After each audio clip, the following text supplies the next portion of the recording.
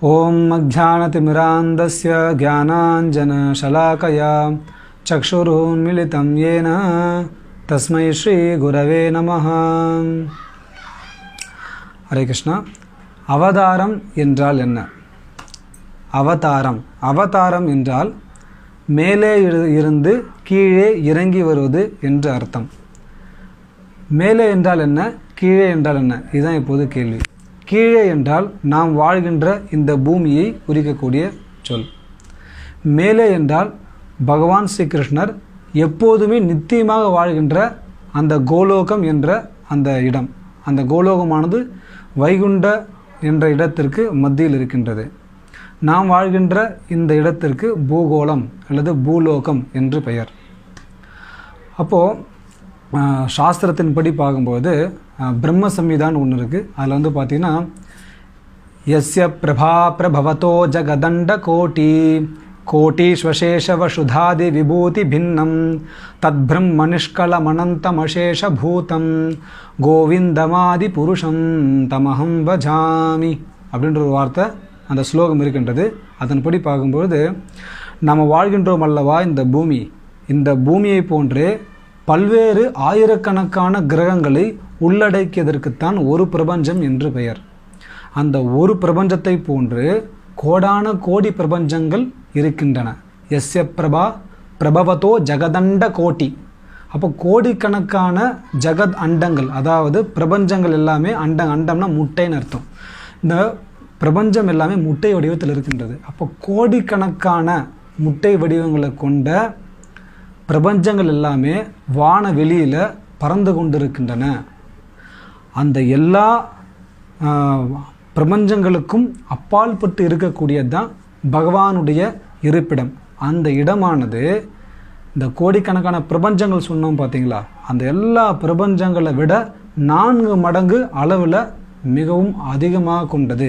யோசித்து பாருங்கள், இந்த பூமியில் நம்மளுடைய அளவு என்ன, இந்த பூமியை ஒப்பிடும்போது நம்மளுடைய அளவு என்ன, இந்த பூமிகளெல்லாம் உள்ளடங்கிய பிரபஞ்சத்தினுடைய அளவு என்ன, இந்த பிரபஞ்சத்தை போன்று கோடிக்கணக்கான பிரபஞ்சங்களுடைய அளவு என்ன, அந்த கோடிக்கணக்கான பிரபஞ்சங்களை காட்டிலும் 4 மடங்கு அதிகமான அளவு கொண்டது பகவான் நித்தியமாக இருக்கக்கூடிய வைகுண்ட லோகம். அப்படின்னா யோசித்து பாருங்கள் நம்முடைய நிலைமை என்னன்னு. அப்போது நாம் எல்லாருமே நம்முடைய புலன்களை மிகவும் குறைபாடுகள் கொண்ட புலன்களாக பெற்றிருக்கிறோம். அதனால தான் நம்மளால் இங்கிருந்து அவர்களை பார்க்க முடியல. ஆனால் சாஸ்திரத்தினுடைய ஞானம் என்கின்ற அந்த அறிவு கண் இருப்பதனால நம்மளால் பார்க்க முடியும். அது இருந்தால் பார்க்க முடியும். அப்போது சாஸ்திரங்கள் மூலமாக அதனுடைய இடங்களை நாம் தெரிந்து கொள்கின்றோம். அப்படிப்பட்ட இடத்துல, ஒரு உன்னதமான இடத்துல இருக்கின்ற பரமபுருஷ பகவான் இந்த பூமியில் இறங்கி வர்றார் இல்லையா, அப்படி இறங்கி வருவதற்குத்தான் அவதாரம் என்று பெயர். அப்போது ஏன் இறங்கி வர்றார் அப்படின்ற காரணத்தையும் பகவான் சொல்கிறார். பகவத்கீதையில் சொல்கிறார். என்ன சொல்கிறார்? பரித்ராணாய சாதூனாம் விநாசாய ச துஷ்கிருதாம் தர்ம சம்ஸ்தாபனார்த்தாய சம்பவாமி யுகே யுகே. அப்புறம் யதா யதா ஹி தர்மஸ்ய க்ளானிஹி பவதி பாரத அப்யுத்தானம் அதர்மஸ்ய ததாத்மானம் சிருஜாம்யஹம். இந்த மாதிரி என்ன பண்ணுறார் பகவான், ஏன் இறங்கி வரன்ற காரணத்தை சொல்கிறார். அதாவது இந்த பூமியில் இல்லை இந்த பிரபஞ்சத்தில் எப்போல்லாம் அதர்மமானது தன்னுடைய ஆதிக்கத்தை செலுத்தி மேலோங்கி நிற்கின்றதோ, தர்மமானது தன்னுடைய இடை நிற்க முடியாமல் தடுமாறுகின்றதோ, அந்த சமயத்தெல்லாம் தர்மத்தை மீண்டும் உன்னத ஸ்தானத்தில் நிலை பெறச் செய்வதற்காகவும் அதர்மத்தை அடக்கி ஆள்வதற்காகவும் அந்த சூழ்நிலையை சரி செய்வதற்காகவும் பகவான் இந்த உலகத்தில் அவதாரம் செய்கின்றார். அப்போ இந்த உலகத்தில் தர்மத்தை பின்பற்றக்கூடிய நபர்களும் இருக்கின்றார்கள், அதர்மத்தை செய்யக்கூடிய நபர்களும் இருக்கின்றார்கள். இந்த உலகம் எப்போது அமைதியாக இருக்குன்னு பார்க்கும்பொழுது, இந்த அதர்மம் செய்கின்ற நபர்கள் அதர்மத்தை செய்ய முடியாமல் தவிக்கும் போதும், தர்மத்தை செய்யக்கூடிய நபர்கள் முழு சுதந்திரத்தோட எல்லா ஜீவன்களுக்கும் நன்மை அளிக்கிற விதத்தில் செயல்படும் போது மட்டும்தான் உலகம் அமைதியாக இருக்கும். மாறாக தர்மத்தை செய்யக்கூடிய நபர்கள்லாம் தரம் தாழ்ந்து அவங்களால செய்ய முடியாமல் போய் அதர்மம் செய்யக்கூடிய நபர்கள் எல்லாமே மேலோங்கி விட்டார்கள், இவருடைய எண்ணிக்கை அதிகமாகிவிட்டது, இல்லை இவருடைய ஆதிக்கம் அதிகமாகிவிட்டது அப்படின்னா நிச்சயமாக பூமியானது அமைதியாக இருக்காது. அப்போ ஒரு அமைதியையும் ஒரு ஆனந்த நிலையும் ஒரு மகிழ்ச்சியையும் இந்த உலகத்தில் நிலைபெறச் செய்வதற்காக பகவான் இந்த உலகத்தில் அவதாரம் செய்கின்றார். அவதாரம் செய்து இந்த அசுரத்தனத்தை கையில் மேற்கொண்டு யார் யாரெல்லாம் அந்த உலகத்தில் துன்பம் விளைவிக்கின்றார்களோ அந்த நபர்கள் எல்லாமே அடக்குறார். அதே சமயம் தர்மத்தை பின்பற்றுகின்ற பக்தர்களுக்கு உற்சாகம் ஊட்டி தர்மத்தை சுதந்திரமாக செய்யக்கூடிய விதத்தில் அவர்களுக்கு சூழ்நிலையை ஏற்படுத்தி கொடுக்கின்றார் பகவான் ஸ்ரீகிருஷ்ணர். அப்போது பகவான் ஸ்ரீகிருஷ்ணர் இந்த உலகத்துக்குள்ளே நேரடியாக அவரும் அவதாரம் செய்கின்றார். அதே சமயத்தில் தன்னுடைய பல்வேறு விதமான விரிவங்கங்களை அமைத்து அந்த விரிவங்கங்களுடைய மாற்று ரூபங்களை இந்த உலகத்துக்குள்ளே அனுப்பி வைக்கின்றார். அப்போ பார்த்தோன்னா பகவான் ஸ்ரீகிருஷ்ணர் நேரடியாக ரூபத்தில் அவதாரம் செய்திருக்கிறார். 5000 வருடங்களுக்கு முன்பு நம்ம மதுராவில் அவர் அவதாரம் செய்திருக்கிறார். சாக்ஷாத் கிருஷ்ணராகவே அவதாரம் செய்திருக்கிறார். இதற்கு முன்பு பார்க்கும்பொழுது முதல்ல மச்ச அவதாரத்தை மேற்கொண்டார்.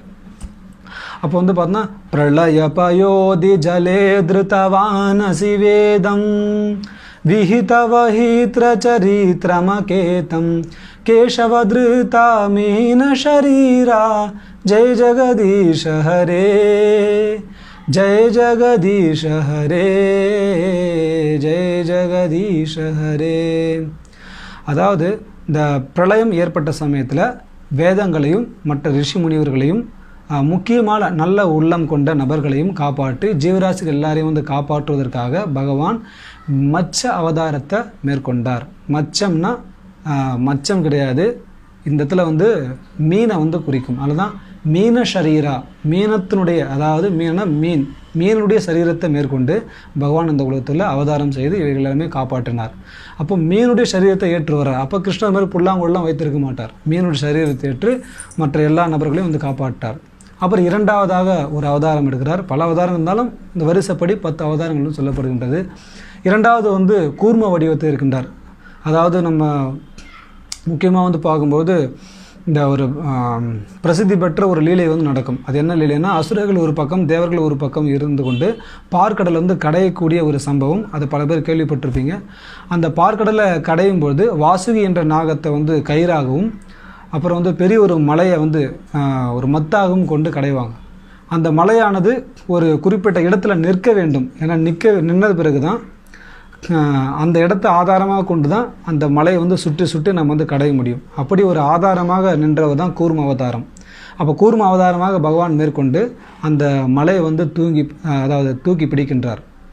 அப்புறம் அந்த மத்தினுடைய மேல் பகுதியில் பகவான் இன்னொரு அவதாரத்தை எடுத்தும் மேலே அமர்ந்து கொண்டிருந்தார். ஆக கூர்ம அவதாரத்தையும் எடுத்தார். அப்போ பார்த்தா பகவானுடைய உருவமானது ஆமையினுடைய வடிவத்தை ஏற்றிருந்தது. அப்புறம் பார்த்தா வராக அவதாரத்தை ஏற்றிருந்தார். வராக அவதாரத்தில் பார்த்தீங்கன்னா இந்த பூமி உருண்டை வடிவமாக இருக்குது. அதை நம்ம அறிவியலையும் படிச்சிருப்போம், சாஸ்திரங்களையும் உருண்டையாக தான் இருக்குதுன்னு சொல்லிட்டு குறிப்புகள் இருக்குது. இந்த பூமியானது அந்தரத்தை மிதந்து கொண்டிருக்கு இல்லையா, இது ஒரு குறிப்பிட்ட இடத்துல இருந்து கொண்டிருக்கிறது. அப்போ இதனுடைய நிலைப்பகுதியிலிருந்து கீழே பார்த்தீங்கன்னா வேற ஒரு கடல் இருக்கின்றது. அது பேர் கர்ப்போத கடல். அதாவது பிரபஞ்சத்துக்குள்ள, பிரபஞ்சம் என்றது ஒரு உருண்டைய வடிவத்தில் இருக்குன்னு நான் ஏற்கனவே சொல்லியிருந்தேன். அந்த பிரபஞ்சனுடைய பாதி வடிவத்தின் கீழே தண்ணீரானது இருக்கின்றது. அந்த தண்ணீருக்கு கர்ப்போதக சமுத்திரம் அப்படின்னு பேர்.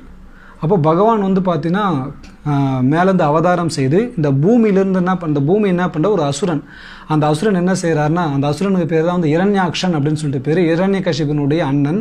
அந்த இரண்யாக்ஷன் என்ன செய்கிறாருன்னா, அந்த பூமியை அந்த நிலைப்பாதையிலேருந்து எடுத்து ஒரு பந்து போல் எடுத்து, ஏன்னா அந்த அசுரனுடைய உருவம் ரொம்ப பூமியை விட மிகவும் பல மடங்கு பெரியதாக இருந்தது. அந்த அசுர வடிவத்தை எடுத்து பூமியை அதனுடைய நிலைப்பாதையில், அப்போ ஜீவராசிகளாக எதுவும் கிடையாது, அப்போ பூமியை அதனுடைய நிலைப்பகுதியை எடுத்து கொண்டு போய் அந்த தண்ணியில் கொண்டு போட்டார். தண்ணிக்குள்ளே போயிட்டு அந்த பூமியானது அடியில் போய் தங்கிவிட்டது. பிறகு அந்த கடலிருந்து பூமியை மீட்கிறதுக்காக பகவான் வராக அவதாரத்தை எடுத்தார். வராக அவதாரம்னா பன்றியினுடைய வடிவம். அப்போ 2 கொம்புகளை கொண்டு அந்த கொம்புகளால் பகவான் நினச்சா கையிலே கூட எடுத்துடலாம். எப்படி அசுரன் எப்படி கொண்டு போய் வச்சாரோ அதே மாதிரி கூட எடுத்தார். இருந்தாலும் பகவான் ஒவ்வொரு விஷயமான சிறப்பான உருவங்களோடு எடுக்கிறார். அது அவருடைய விருப்பம். எந்த உருவத்தினாலும் அவர் எடுத்து என்ன செய்யலாம். அப்போ என்ன சொன்னால், பன்றியினுடைய வடிவத்தை எடுத்து அந்த பூமியை மீண்டும் காப்பாற்றி தன்னுடைய தந்தத்தில் வைத்து பிறகு என்ன செய்கிறாருன்னா, அதனுடைய நிலைப்பாதை எங்கேயோ அங்கேயே கொண்டு சென்று வைத்து விடுகின்றார். இது 3வது அவதாரம். அதுக்கப்புறமா பக்த பிரகலாதனை காப்பாற்றுவதற்காக நரசிம்ம அவதாரத்தை எடுத்தார். அப்புறம் பிருகுபதி அப்படின்னா சமுதாயத்தை ஆளக்கூடிய நபர்கள் எல்லாம் தவறு செய்யக்கூடிய சமயத்தில் பிருகுபதி அதாவது பரசுராமருடைய அவதாரத்தை வந்து எடுத்தார். அதே போல் மொத்த பிரபஞ்சத்தையுமே அசுரர்கள் வந்து ஆக்கிரமித்த சமயத்தில் பலி மகாராஜர்கிட்டேருந்து அந்த மொத்த பிரபஞ்சத்தையும் காப்பாற்றுவதற்காக வாமன அவதாரத்தை வந்து எடுத்திருந்தார். பிறகு பலராமரா அவதாரம் எடுத்தார், ராமரா அவதாரம் எடுத்தார். ஸோ இது மாதிரி பல்வேறு விதமான அவதாரம் எடுத்துக்கிறார்.